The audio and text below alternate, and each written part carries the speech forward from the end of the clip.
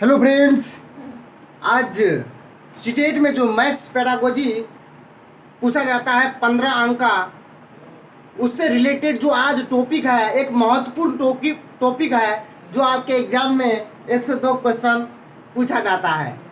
क्योंकि आज का टॉपिक है मैथ्स पेडागोजी का, इससे आपको यह टॉपिक करने के बाद यह कंसेप्ट अभी मैं तुरंत करवाऊंगा और इससे रिलेटेड जो प्रीवियस ईयर में क्वेश्चन जो आपके सीटेट के एग्जाम में पूछा गया है वो भी मैं करवाऊंगा अभी तुरंत का तुरंत। टॉपिक है समस्या समाधान विधि, और दूसरा जो मैंने लिया है इसी का भाग है समस्या समाधान का चरण यानी स्टेप। जो समस्या समाधान विधि है, उद्देश्य है, उसको हम लोग जानेंगे, और जो कौशल है जो एग्जाम में पूछा जाता है उसको हम लोग जानेंगे। तो जो समस्या समाधान का विधि है और जो उद्देश्य है, इसका मतलब हुआ, उद्देश्य जो दिया गया है सोहयाई। सोहयाई का मतलब हुआ समस्या समाधान की क्षमता, जो व्यक्तियों के मुद्दों पर चर्चा करता है, जो मुद्दों को समस्या का समाधान करता है, उसी को हम कहते हैं सोहयाई। जो वे कौशल है, कौशल तो ये है जो निम्नलिखित है। पहला जो है इसमें सक्रिय होकर सुनना। जब समस्या आएगा, अगर सक्रिय होकर हम लोग सुनते हैं, अगर किसी बच्चा को सुनाते हैं तो वह बच्चा क्या करेगा, उस समस्या को जल्दी सॉल्व कर लेगा यानी समाधान कर लेगा। उसके बाद है विश्लेषण। जितना आप विश्लेषण करके समझाइएगा उतना समस्या का समाधान मिलेगा। उसके बाद है अनुसंधान। जितना आप अनुसंधान होकर समझाइएगा बच्चा का, उतना आप बच्चा ज्यादा सीखेगा। उसके बाद है सृजनात्मक। सृजनात्मक का मतलब हुआ किसी समस्या का अनेक समाधान देना, एक से अधिक समाधान देना, उसी को हम कहते हैं सृजनात्मक। सृजनात्मक एक चिंतन में भी आता है, जो अभिसारी चिंतन, जो अपसारी चिंतन है, उसी को हम कहते हैं सृजनात्मक चिंतन। जो सृजनात्मक चिंतन है वह किसी भी समस्या, कहने का अर्थ हुआ किसी भी, जैसे एक क्वेश्चन है, अगर एक क्वेश्चन का समाधान हम खोजेंगे, उसका समाधान कितना होना चाहिए, यानी एक से अधिक होना चाहिए, उसी को हम क्या कहेंगे, सृजनात्मक। क्या कहेंगे, सृजनात्मक। तो ये सृजनात्मक रूप से आप जितना अच्छा हो सके उतना आप बच्चा को समझा सकते हैं, तब आपका बच्चा अच्छा से समझकर क्वेश्चन को समाधान कर लेगा। उसके बाद है संचार। आप अगर किसी संचार के माध्यम से करते हैं उससे भी समस्या समाधान हो सकता है। उसके बाद है समय प्रबंधन। उसके बाद समस्या को जो कठिनाई है वह करने के बाद समय प्रबंधन पर भी निर्णय रखेंगे हम लोग। उसके बाद है निर्णय लेना। जितना निर्णय लेकर बच्चा खुद निर्णय लेगा उतना समस्या को समाधान होगा। उसके बाद है समूह चर्चा। क्या है, समूह निर्माण। जितना आप समूह निर्माण में बच्चा को सिखाइएगा उतना बच्चा समाधान को उतना जल्दी सोल्व कर लेगा। ये था समस्या समाधान का जो विधि का उद्देश्य, जो कौशल था, इस प्रकार था। अगर समस्या समाधान प्रॉब्लम आए, इससे क्वेश्चन अगर यह पॉइंट दिखे तो आपको निश्चित हुआ क्वेश्चन का आंसर यही होगा। अब मैं जो नेक्स्ट टॉपिक है समस्या समाधान का चरण। समस्या समाधान का चरण, पहला जो स्टेप है समस्या का पहचानना। उसके बाद है दूसरा डाटा कलेक्ट करना यानी आंकड़ा कलेक्ट करना या समस्या को समझाना। ये दोनों पॉइंट में से किसी आ जाएगा, समझ लीजिए आपका आंसर वही होगा। उसके बाद है संकल्पना, या आपके एग्जाम में लिखा रहेगा परिकल्पना, या आपके एग्जाम में लिखा रहेगा अवधारणाएं, या आपके एग्जाम में लिखा रहेगा संकल्पना, परिकल्पना या अवधारणा, जिसको हम लोग बोलते हैं कंसेप्ट। इसका निर्माण तीसरा स्टेप में है, या निष्कर्ष लिखा रहेगा। ये कौन सा स्टेप, तो समस्या समाधान का तीसरा स्टेप है। उसके बाद चौथा स्टेप है जांच करना, जो अंतिम में यानी टेस्ट परीक्षण। चौथा स्टेप भी हो गया। ये समस्या समाधान का 4 स्टेप है। इसका स्टेप ही पूछ लिया जाता है एग्जाम में और कई बार पूछा गया है। चलिए, ये कंसेप्ट था छोटा सा, समस्या समाधान विधि और समस्या समाधान का चरण। अब इससे रिलेटेड जो सीटेट के एग्जाम में क्वेश्चन पूछा गया है वो हम लोग देखते हैं। चलिए, अब इससे रिलेटेड क्वेश्चन देखते हैं जो सीटेट के एग्जाम में पूछा गया है।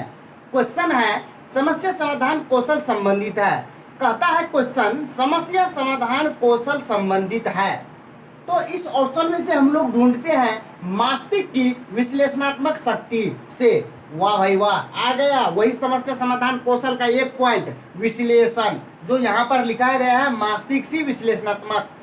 मैंने बोला था आपके इस पॉइंट में से कहीं आपको पॉइंट मिल जाए समस्या समाधान से संबंधित, आपका आंसर वही होगा। तो लगा दीजिए, ये आपके सीटेट के एग्जाम में क्वेश्चन पूछा गया है, घबराने की, ये भी क्वेश्चन आपके सीटेट के एग्जाम में पूछा गया है। मैं झूठ नहीं बोल रहा हूँ, जाइए आप लोग देखिए ऑनलाइन पेपर में ये दोनों क्वेश्चन पूछा गया है।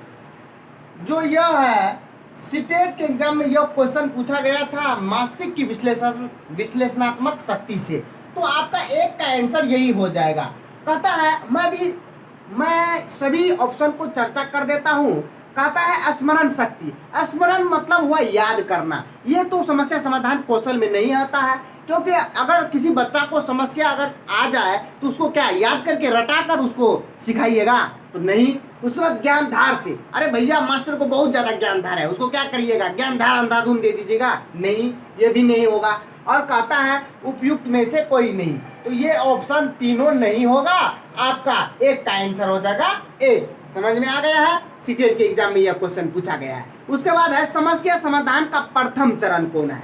उसके बाद है क्वेश्चन जो समस्या समाधान का प्रथम चरण कौन है। ऑप्शन है परिकल्पना का निर्माण। ये प्रथम चरण है?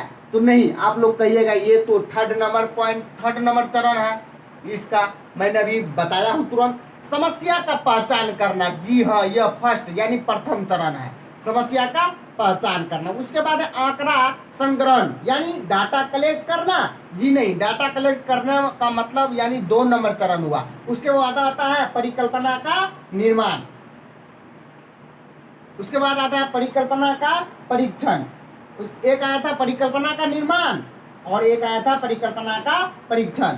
तो ये तो 3 नंबर हुआ। ये परीक्षण यानी जांच, परिकल्पना का जांच, ये यानी कॉन्सेप्ट का जांच यानी परीक्षण मतलब जांच। ये तो हो गया आपका 4 नंबर।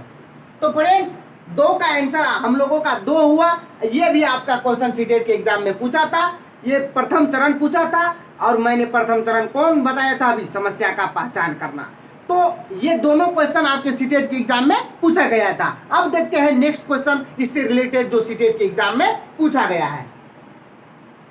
चलिए यह क्वेश्चन देखते हैं। यह भी क्वेश्चन सीटेट के एग्जाम में पूछा गया है। क्वेश्चन है गणित में निम्न में से कौन सा चरण समाधान विधि का नहीं है। हमको क्या पूछा गया है, नहीं। तो इसमें से हमको निगेटिव ढूंढना है और निगेटिव ढूंढ कर हमको आंसर लगाना है। कहता है ऑप्शन शारीरिक स्वश्रेष्ठ को अधिक महत्व देना। भैया सबसे पहले हम लोग जानते हैं स्वश्रेष्ठ का मतलब क्या हुआ। स्वश्रेष्ठ का मतलब हुआ सुंदरता या मजबूती। क्या हुआ, सुंदरता या मजबूती हम इसको बोल सकते हैं। तो एक चीज बताइए, तो शारीरिक स्वश्रेष्ठ को अधिक महत्व देंगे जब समाधान हम करेंगे किसी समस्या को, तो आप लोग बोलिएगा नहीं, हम लोग बच्चा को इस तरह से नहीं कर सकते हैं जिस पर शारीरिक ज्यादा या सुंदरता पर ज्यादा बल दे। तो ये ऑप्शन हमारा निगेटिव है और निगेटिव ही पूछा गया है। तो निगेटिव का भाई निगेटिव। तो 3 का आंसर हमारा कौन हो गया, एक। उसके बाद 2 भी ऑप्शन देखते हैं। आंकड़े का संकलन यानी डाटा कलेक्ट करना या व्याख्या करना। ये तो जो चरण है समस्या समाधान के उसमें से है। निष्कर्ष निकालना तथा सामान्यकरण, ये भी चरण है। ये दोनों चरण है, ये दोनों पॉइंट अभी तक ठीक मिला हमको।